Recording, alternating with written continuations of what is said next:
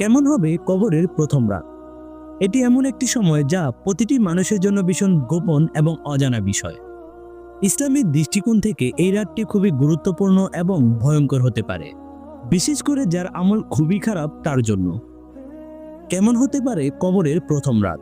যখন মানুষকে মাটি চাপা দিয়ে সবাই চলে যাবে, তখন শুরু হবে কবরের প্রথম রাত। চারপাশে অন্ধকার, নিঃসঙ্গতা এবং নীরবতা। কোনো আপনজন থাকবে না সেখানে, থাকবে শুধু নিজের আমল। সেই রাতে যেখানে না থাকবে আলো, না থাকবে নরম বিছানা, থাকবে ঠান্ডা এবং অন্ধকার মাটি আর একাকিত্ব।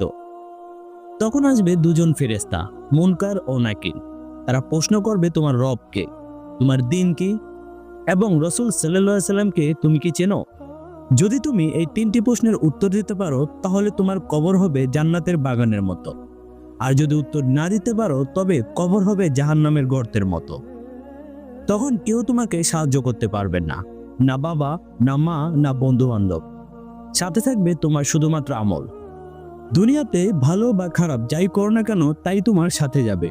আসুন এখন থেকেই আমরা প্রস্তুতি নেই, কেননা আজ যদি গাফিল হই, তাহলে কাল হয়তো সময় থাকবে না আমাদের।